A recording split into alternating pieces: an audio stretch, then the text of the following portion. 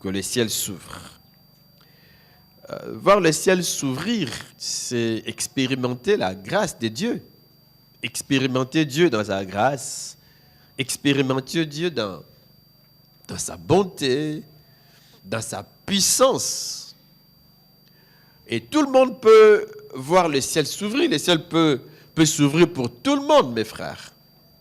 Mais de manière particulière pour une certaine catégorie de gens.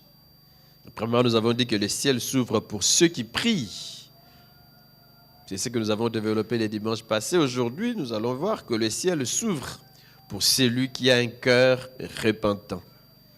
Un cœur repentant. Voulez-vous voir le ciel vous être ouvert?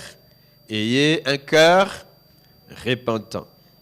Un cœur repentant, c'est un cœur qui reconnaît humblement ses torts. Humblement.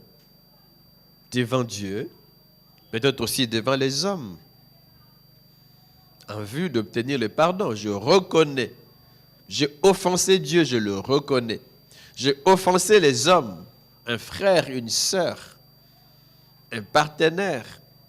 Je l'ai offensé, je le reconnais. Humblement, je viens vers lui, je m'approche de Dieu pour lui demander pardon. Et nous savons que nous péchons tous, peut-être en parole, donc soit en parole, soit en pensée, et soit en acte. Et face au péché, nous pouvons adopter deux attitudes. La première, c'est cacher. On cache, on couvre. Personne n'a vu. On couvre, on cache. On ne veut pas s'ouvrir. Mais est-ce qu'on peut vraiment cacher quelque chose à Dieu? Ses yeux voient tout, n'est-ce pas vrai? Si les hommes ne me voient pas, mais du moins Dieu me voit et Dieu m'a vu. Vous voyez que c'est une mauvaise attitude de pouvoir cacher ses fautes. La seconde attitude est la bonne, c'est avouer. C'est reconnaître. Reconnaître. J'ai dit que la meilleure attitude, c'est d'avouer. C'est de reconnaître et même d'abandonner. C'est aussi cela, avoir un cœur repentant. J'avoue, je reconnais et j'abandonne. J'abandonne. La mauvaise attitude, comme je l'ai dit, c'est de cacher. C'est de couvrir. C'est de ne pas se repentir. Ou même de nier. Il y a des gens qui nient. Il y a des preuves, mais il nie. Il nie. Ou carrément, il ne veut pas changer. Il est conscient de ses forfaits, mais il ne veut pas changer. C'est une mauvaise attitude. Mes frères, retenons que la vraie repentance touche 3 domaines de notre être. 3 domaines. D'abord, l'intellect, ou si vous voulez, les pensées. C'est, je dirais, l'aspect cognitif. D'abord, au fait, on prend conscience de son péché. Je suis conscient que j'ai péché. On prend conscience qu'on a péché. On prend conscience. On reconnaît qu'on a mal agi. On reconnaît devant Dieu, Seigneur, j'ai péché. Seigneur, j'ai mal agi. Papa, j'ai péché, j'ai mal agi. J'ai mal agi. C'est le fils prodigue qui va vers son père qui dit, Père, j'ai péché contre toi et contre Dieu. Contre Dieu et contre toi. J'ai péché. Il le reconnaît. Il reconnaît. Ça, c'est positif. On reconnaît. Donc, c'est le premier aspect de la repentance. La repentance touche notre intellect. On prend conscience. Mais ça ne s'arrête pas là, mes frères. Ça ne s'arrête pas là. Le deuxième domaine de notre être, ce sont les émotions, les sentiments. La repentance touche nos sentiments. Est-ce que vous me suivez? Nos sentiments, nos émotions. On éprouve de la tristesse. On est mal à l'aise. Il y a du chagrin. Même de la honte. On a honte parce qu'on a péché. Parce qu'on a enfreint la loi de Dieu. parce qu'on a été un scandale. On a honte. Et c'est bien d'avoir honte. Parce que parfois nous cachons. Nous nous faisons passer pour des chrétiens, des super chrétiens qui ne commettent pas de fautes. On se cache. Mais parfois, on sait bien qu'on vit mal. Mais on ne veut pas que les gens le sachent. C'est bien d'éprouver de la tristesse, même de la honte. Je m'ouvre auprès d'un frère de confiance, d'une sœur de confiance. Je m'ouvre auprès du pasteur, auprès des responsables. Je m'ouvre, même s'il faut que je prouve de la honte. D'ailleurs, c'est bien, cette honte-là, c'est la guérison. Est-ce que vous êtes avec moi? C'est le processus de la repentance, de la délivrance. Il y a des péchés qui ne vous quitteront pas si vous ne vous ouvrez pas, si vous ne vous confessez pas auprès des hommes. Ah oui, mes frères. Ah oui. Donc, le deuxième domaine, c'est le domaine des sentiments. On a honte de ce qu'on a fait. Et c'est bien. Quand quelqu'un n'éprouve aucune tristesse, d'ailleurs, vous-même, vous savez que c'est difficile d'excuser la faute de quelqu'un qui ne le reconnaît pas et qui n'éprouve aucun chagrin. Ça ne lui fait rien. Il a tué, même au tribunal. On voit les émotions. C'est lui qui est là accusé. C'est criminel. On voit ses émotions. Est-ce qu'il regrette réellement? Il y en a qui ne regrettent pas. En tout cas, j'ai eu l'occasion d'assister aux audiences, parce que mon père travaillait au tribunal de grande instance. De temps en temps, j'allais. Vous voyez, il y a des gens qui ne prouvent aucune tristesse, aucun regret. Et la condamnation est sévère pour ces gens. Est-ce que j'ai raison? J'ai tort? La condamnation est sévère. Mais pour celui qui a commis un forfait, mais qui regrette, même devant les tribunaux, la condamnation, en tout cas, c'est difficile que ce soit trop sévère pour lui. Et c'est ce qui arrive parfois dans la vie spirituelle. Nos sentiments ne sont pas touchés.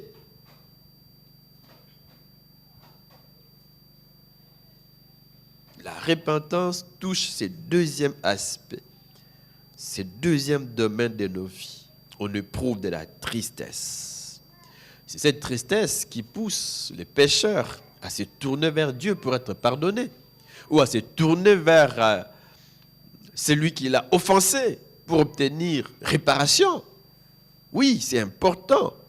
On a un cœur brisé, un cœur contrit, et l'on peut demander pardon à Dieu. On peut demander pardon à son mari, à son épouse, à son frère, à son père, à son enfant. On demande pardon. Et le troisième domaine, c'est la volonté. La volonté. Il y a un changement de conduite. La volonté est touchée. En fait, on confesse. J'ai reconnu, j'ai un cœur contrit, brisé. Je ne m'arrête pas là, mais je confesse. Je dis, Seigneur, pardonne-moi. Mon frère, pardonne-moi. En fait, on repart avec Dieu et on répare avec les hommes. On répare. Et aussi, on s'engage à ne plus tomber dans ces péchés, à ne plus tomber. Il y a un renoncement. On renonce, on dit désormais, je change d'attitude. Désormais, j'évite. Est-ce que vous me suivez? On change, on s'engage à marcher avec Dieu et à ne vivre que pour lui. Et mes frères, la vraie repentance nous ouvre le ciel. La fosse, la ferme, c'est une réalité que nous trouvons dans la Bible. Je vais relire avec nous quelques textes dans ce sens. Proverbe 28, 13.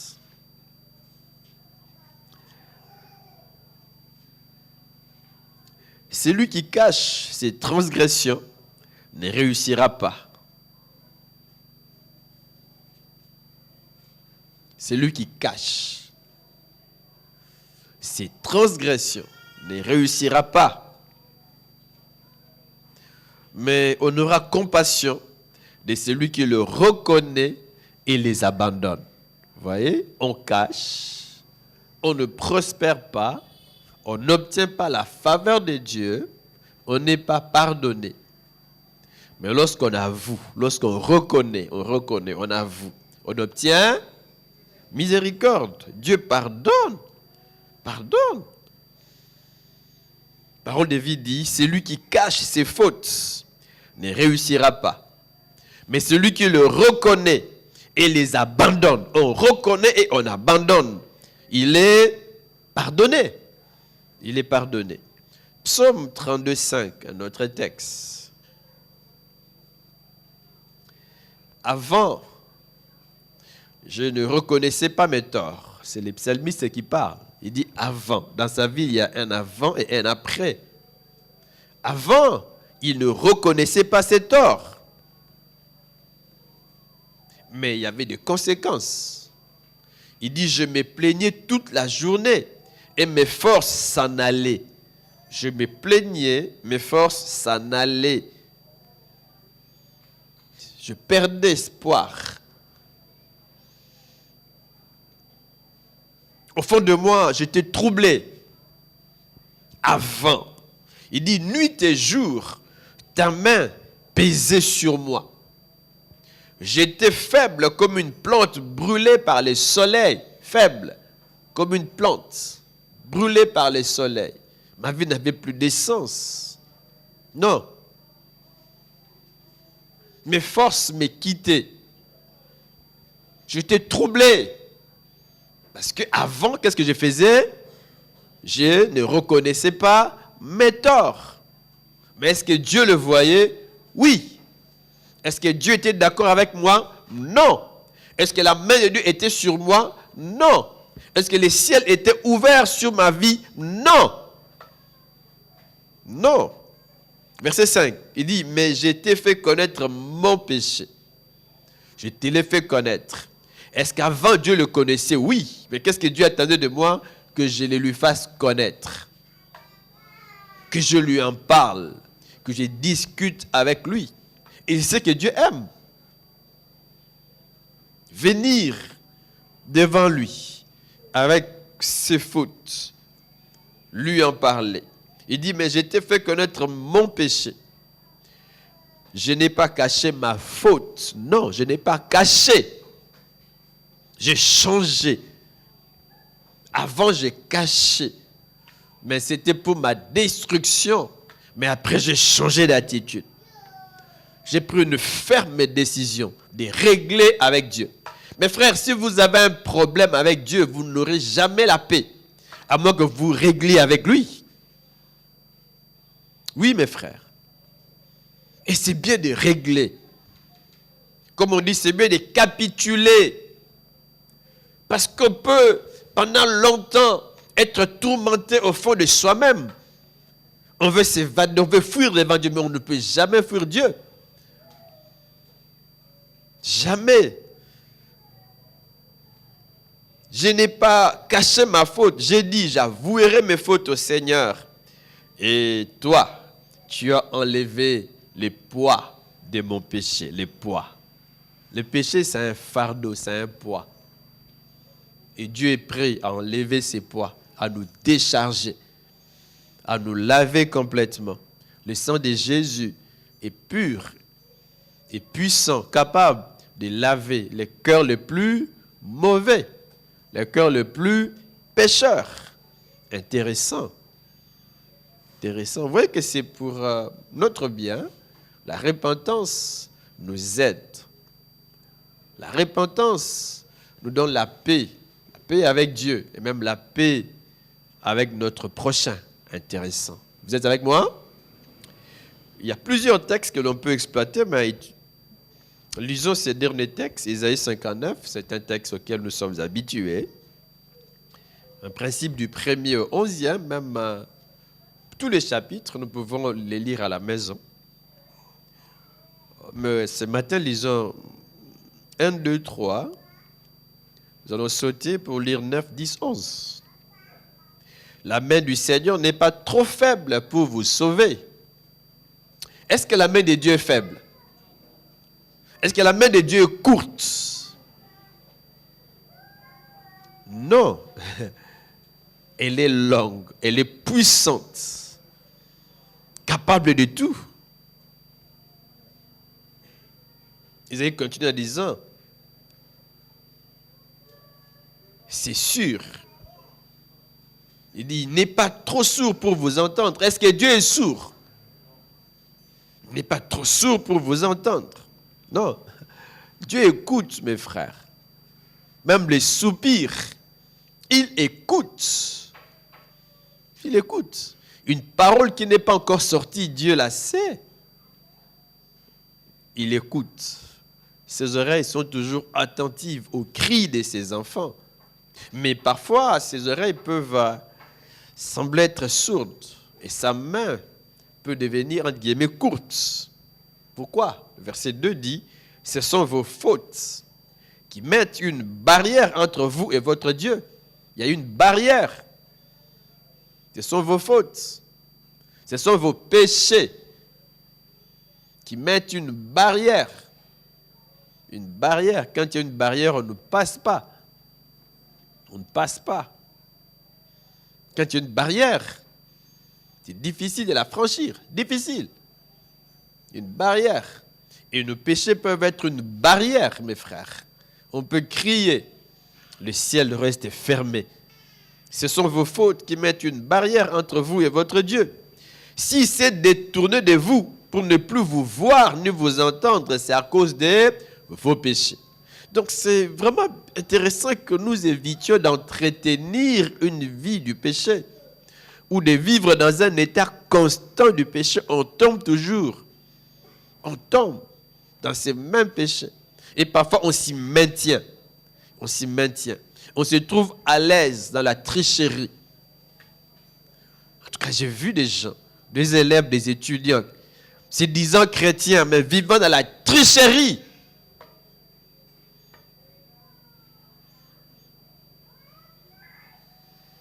Ah oui. Dans la corruption. Il rend témoignage, oui, j'ai réussi brillamment, j'ai distingué à l'université. Mais parfois, c'est une corruption. Corruption. Parfois, son TFC, ce n'est pas lui qui l'a produit, qui l'a fait. Quelqu'un d'autre l'a fait. N'est-ce pas que ça existe aujourd'hui? Et il crie. Et tout le monde dit, allô, Guinaye.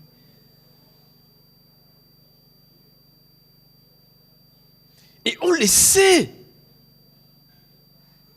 Mais on ne change pas. Ça, ce n'est pas avoir un cœur repentant. On vit dans un état constant. On sait qu'on vit mal. C'est ça le problème. On sait qu'on est déjà tombé. Mais on reste dans ces péchés-là. Ça, ce n'est pas avoir un cœur repentant. Nous ne sommes pas des anges. Nous ne sommes pas des êtres parfaits, mais nous sommes en formation. Est-ce que vous comprenez? Nous n'atteindrons la perfection qu'au ciel. Pendant que nous serons sur la terre, eh bien, la Bible nous exhorte à atteindre. Du jour le jour, nous atteignons la perfection. Du jour le jour, nous devenons semblables à Jésus. Tous les jours, nous grandissons en sainteté. Donc, il peut arriver que nous tombions, j'ai dit en parole, en acte ou en pensée. Mais il faut le reconnaître. Il faut réparer avec Dieu. Même réparer avec les hommes. Je suis un homme, je peux demander pardon à mon épouse. Je suis une femme, je peux demander pardon à mon mari. Je suis un père, je peux demander pardon à mon fils. D'ailleurs, lorsque je l'ai fait, lorsque je demande pardon à mon fils, je lui apprends à lui aussi à demander pardon. C'est une école. Mais parfois, on s'est dit, mais pourquoi? Pourquoi demander pardon à ces petits? Pourquoi demander pardon à cette femme? Pourquoi demander pardon? Pourquoi à cet ami? Pourquoi? Je suis plus fort que lui. Plus fort. Ah non, mes frères. Il faut reconnaître et réparer. Vous êtes avec moi? Réparer. Sinon, il y a un mur. Un mur.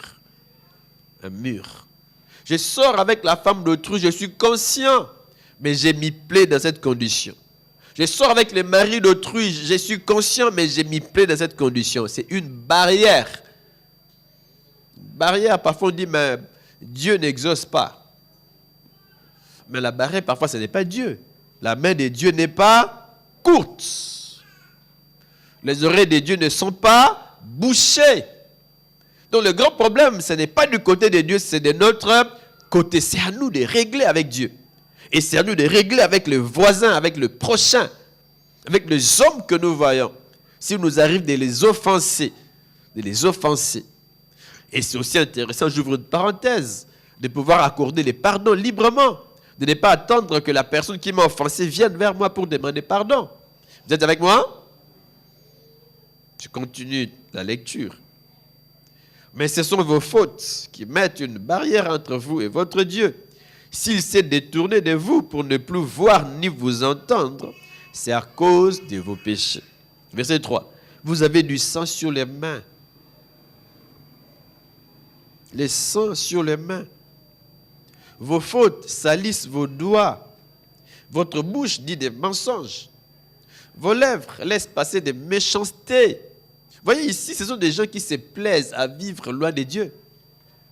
À vivre dans les meurtres, dans les mensonges.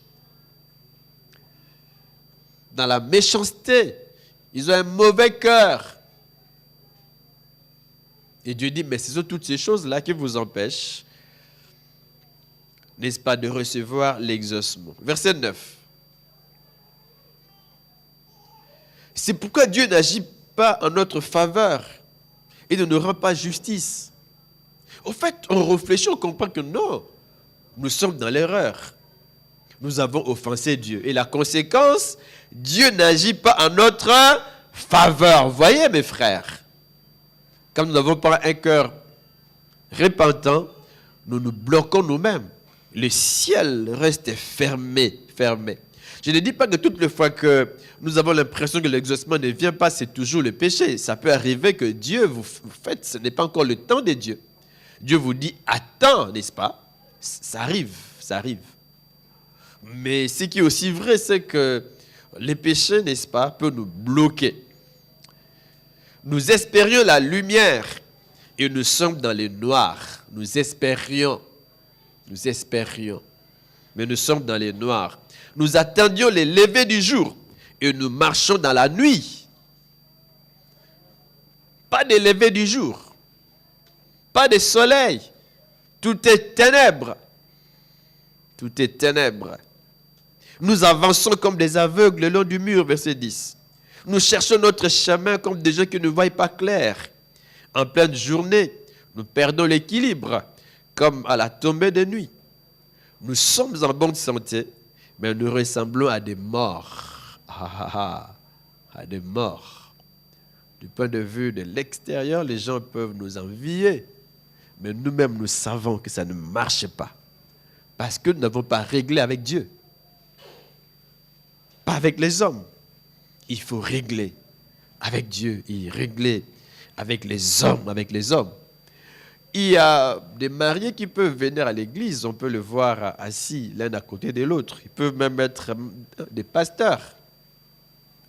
À l'église, on le voit assis l'un à côté de l'autre. Bon, chez nous, on n'insiste pas, mais c'est quand même intéressant que des mariés, s'ils sont là et qu'ils s'asseyent l'un à côté de l'autre, c'est quand même bien. Mais on peut le voir comme ça, mais à la maison. Il y a la guerre. À la maison, il y a des yanas. Des balles qui crépitent à gauche, à droite. On ne s'entend pas.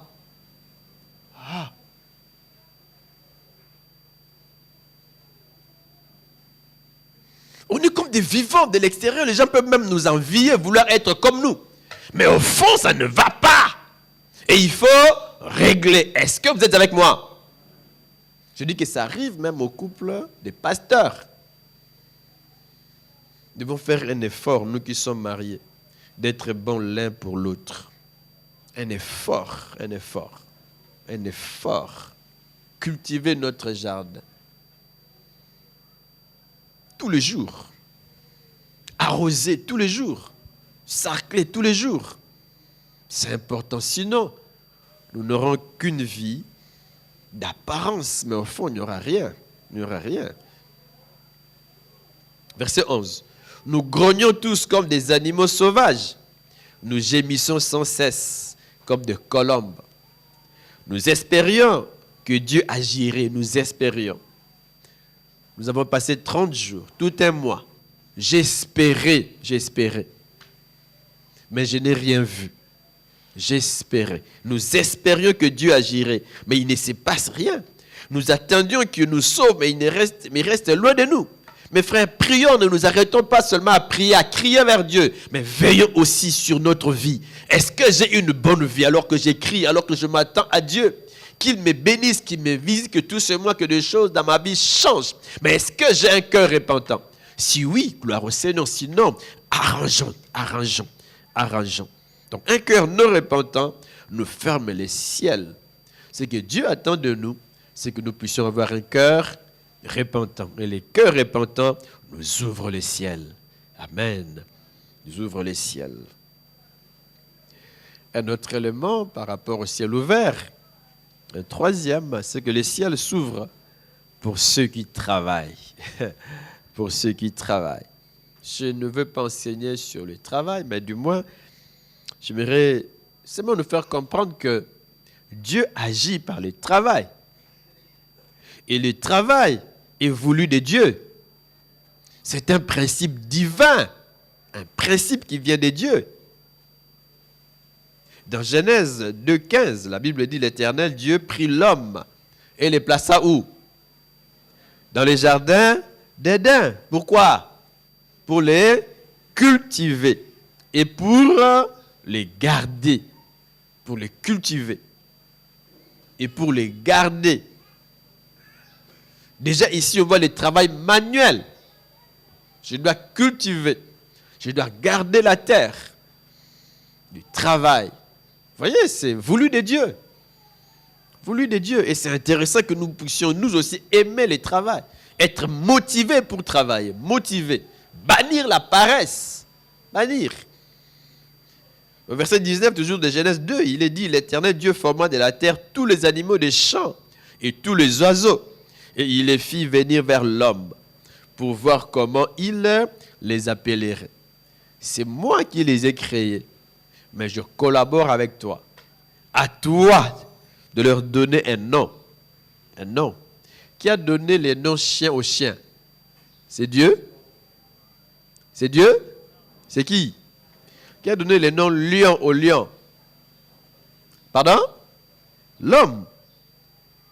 Il les fit venir vers l'homme pour voir comment il les appellerait, et afin que tout être vivant portât le nom que lui donnerait l'homme. Si au départ on a le travail manuel, ici on a le travail intellectuel. Il y a toutes sortes de travail, mes frères. Parfois on peut négliger celui-ci. On s'est dit, mais pourquoi ça? On veut se mettre dans un bureau climatisé pour dire qu'on travaille. Non.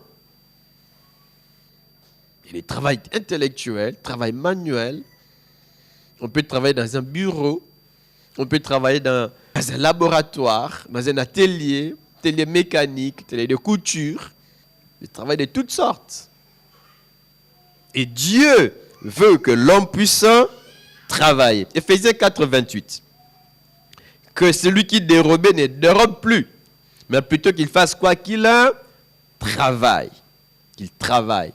En faisant de ses mains ce qui est bien, qu'il travaille pour avoir de quoi donner à celui qui est dans le besoin. Je travaille pour donner.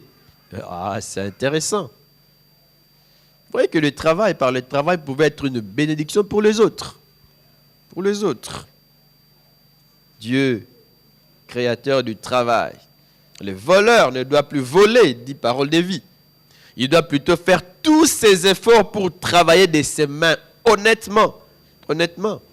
Nous connaissons cet autre texte de Paul dans 2 Thessaloniciens 3,10, la partie B. Paul dit, si quelqu'un ne veut pas travailler, qu'il ne mange pas non plus. Si quelqu'un refuse de travailler, parce qu'on peut refuser de travailler, qu'il ne mange pas non plus. Paul lutte contre la paresse. La paresse, on ne veut pas chercher. Vous savez qu'il y a des gens qui ne comptent que sur leurs parents. Surtout si papa a un peu les mains heureuses, si papa est un peu riche, on compte sur lui. On compte sur lui. On ne veut pas se battre. Il faut se battre soi-même. Se battre. Surtout quand les parents sont encore vivants et qu'ils veulent nous soutenir dans nos études, c'est battre. Beaucoup de ceux qui ont négligé leur vie et leurs études aujourd'hui souffrent. Parce que papa n'est plus. Vous êtes avec moi? Papa n'est plus. Il y a des enfants qu'on a envoyés en Europe étudier, mais ils dépendent totalement des parents ici. Tout doit venir d'ici. Il ne sait pas se battre parce qu'avant de partir, il était un paresseux. Il ne connaissait rien. Rien. Il ne se battait pas. Et maintenant qu'il est seul, tout doit venir des parents. Si papa n'envoie rien, c'est fini. Ah non, il faut être courageux. Est-ce que quelqu'un peut dire courageux? Courageux. Il faut travailler. Il n'y a pas de sot métier. Il n'y a que des... De manière générale, le travail participe à la dignité de l'homme et même au sens de son existence. La dignité, la dignité. Il est une bénédiction de Dieu, pas seulement une bénédiction, mais aussi un facteur de bénédiction. Le travail, une bénédiction, Dieu me bénit, je trouve du travail, mais aussi par le travail, Dieu me bénit. C'est un facteur de bénédiction, une source, entre guillemets, de bénédiction. Parce qu'en fait, le travail génère des richesses. Et ces richesses, c'est pour la prospérité et le bien-être de l'homme. Dans ce sens, il nous ouvre le ciel. Est-ce que je me fais comprendre? Un facteur de bénédiction. Il génère des richesses. Et le travail, dans ce sens, devient un peu le ciel ouvert. Dans Proverbe 14, 23, la Bible dit « Tout travail procure l'abondance. » L'abondance. Mais les paroles en l'air ne mènent qu'à la disette. Tout travail procure l'abondance. Nous devons travailler. Et travailler dur. Ici, l'idée, c'est l'idée de dur labeur. Il faut travailler dur. Parfois, nous aimons les facilités. J'ai l'honneur, on fait entrer la lettre et directement, automatiquement, on m'engage. Non, parfois, ce n'est pas ça. Parfois, on doit se battre. On doit revenir. On doit chercher, on doit marcher. On doit créer soi-même. On doit créer. Tout travail procure l'abondance. Proverbe 28, 19. Celui qui cultive son champ est rassasié de pain. Rassasié de pain, parce que je cultive les champs. Rassasié de pain, je ne manque pas de pain. C'est intéressant de travailler. Donc, il y a dans la Bible plusieurs promesses bibliques de bénédictions qui s'attachent au travail. En tout cas, surtout dans Deutéronome 28, il y en a beaucoup. Beaucoup de promesses attachées au travail. Au verset 4 et 5, il est dit, il vous donnera beaucoup d'enfants. Vous aurez de belles récoltes. Mais pour que j'ai de belles récoltes, qu'est-ce que je dois faire? Est-ce que c'est Dieu qui doit venir planter pour moi? Moi, je plante et Dieu bénit les fruits, n'est-ce pas, de mon labeur. Je plante et Dieu me donne de belles récoltes. Il dit, vos troupeaux de bœufs, de moutons et de chèvres seront nombreux. Vos troupeaux. C'est moi qui commence par un, par deux. Je veille sur mon troupeau. J'entretiens mon troupeau selon les principes. Je leur donne à manger selon les principes. Et Dieu étend sa main sur mon troupeau. Dieu les multiplie. Dieu les multiplie. À celui qui a, on va donner. Mais à celui qui n'a pas, il faut avoir, il faut commencer. Même petit, il faut commencer même petit. Il y a des gens qui ont commencé comme membres de sécurité, mais qui ont fini par devenir des directeurs dans cette même entreprise. N'est-ce pas vrai? Ah oui. Il faut parfois accepter de commencer petit. J'ai déjà dit ça ici, moi je commençais avec petit, $40. Mais ça m'a permis d'étudier et même de faire même la théologie. Avec $40, je l'ai dit ici, je l'ai donné à mon grand frère avant. Chaque mois, il me remettait $10 comme bénéfice. C'est lui qui gérait les $40. Il a mis dans ses affaires, donc chaque mois, il me donnait $10, chaque mois. Mais lorsque mes yeux ont été ouverts, j'ai dit non, remettez-moi mon argent. Je commençais à travailler, c'est vrai, avec lui. Et du jour le jour, ça montait. C'est comme cela que Dieu m'a béni. Comme cela que j'ai étudié. C'est comme cela que je me suis marié. Comme cela, mes frères, que je suis allé faire mes études de théologie. C'est comme cela. Comme cela. Est-ce que je me fais comprendre? Il faut commencer même petit, petit. Petit, mais on associe Dieu. On associe Dieu. Important. Important. Tout travail procure de l'abondance. Et Dieu dit, je bénirai. Je bénirai. Vous aurez de belles récoltes. À moi de planter. De planter selon les principes. Je plante. Si vous ne plantez pas, ne vous attendez pas à la bénédiction. Non. Non. Élisée a dit à cette veuve, qu'as-tu? Il dit, demande auprès de tes voisins, quoi? Des vases vides. N'en demande pas un petit nombre. Elle devait poser un acte. Elle devait chercher des vases. Des vases. S'il n'y avait pas de vases, est-ce qu'elle allait avoir des huiles? Non. Moi, je plante et Dieu va bénir. Donc, nous devons toujours nous attendre à la bénédiction si nous sommes des bosseurs. Des bosseurs. Il faut donner à Dieu une base. Base. Sur laquelle, n'est-ce pas, il peut faire descendre la bénédiction. La bénédiction. Donc, le travail nous ouvre le ciel.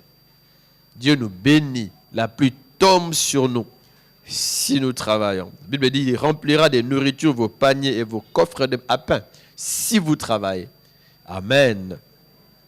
Il y a 3 erreurs à éviter s'il nous faut parler du travail. D'abord, croire que tout doit nous tomber du ciel. J'entre en prière pendant 30 jours, pendant 1 mois, je jeûne et je pense que tout va me tomber du ciel. Je ne fais rien dans ma vie, je croise les bras. J'attends que Dieu me mette debout, que Dieu me lave, que Dieu me brosse les dents, que Dieu aime une femme à ma place. Dans le désert, la manne était l'essentiel de l'alimentation des Israélites.